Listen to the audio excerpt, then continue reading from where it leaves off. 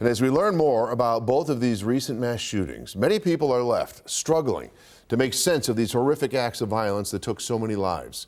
Our Liz Lewin spoke to a local child psychiatrist who says right now kids need more supervision.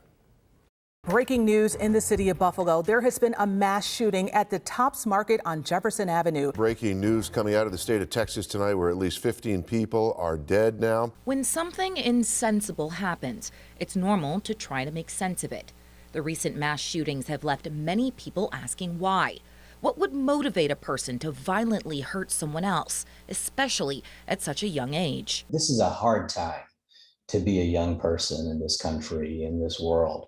There's so much going on, and there's so much information that young people have to navigate constantly. Both gunmen responsible for the shootings in Buffalo and in Texas were 18 years old, teenagers who, according to law enforcement and family members, say they were loners who preferred playing video games more than they did socializing with peers. But is this enough to explain their actions?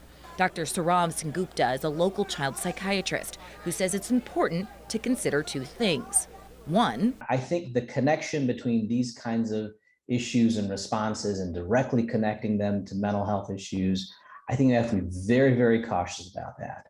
You know, because someone does a hateful and evil thing does not necessarily mean they have a mental illness. And two, in the United Kingdom, you know, they have, violent movies and violent television shows. The last mass school shooting in the United Kingdom was in the 1990s. The last mass shooting in the United Kingdom was in 2010. There's a difference between our country and our society and theirs. It's not a lack of violent video games. It's not, the lack or differences in social media.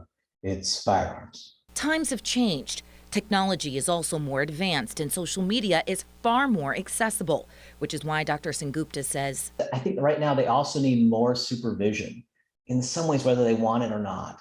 I'd say especially around social media. I think sometimes you have to go a little bit old school here. There are apps and things, Disney Circle, and there's kinds of ways that you can really try to do that. I prefer a very, you go to your router and you reset your password, or, it's a little bit of a pain for you, you turn it off. Until you get to have some positive pro-social interaction together as a family. The more time you spend with your children, experts say, the higher the odds you'll notice changes in their behavior. Well, Scott, I've heard from a lot of parents out there whose kids are terrified just to leave their house. So I offer you a few tips from Dr. Sengupta. He says, 1, get on their level. If your child says, I'm afraid to go to school, ask them why and then validate their fears. Try sharing some of your own fears with them in an age-appropriate way. 2, offer to walk them to school and leave them with a teacher or a principal that they're comfortable with. And lastly, he says, be patient with yourselves and of course your child. We all know these are difficult times for everyone, so if you do need that help, be sure to ask for it. We're here in the Information Center. Liz Lewin, Channel 2 News.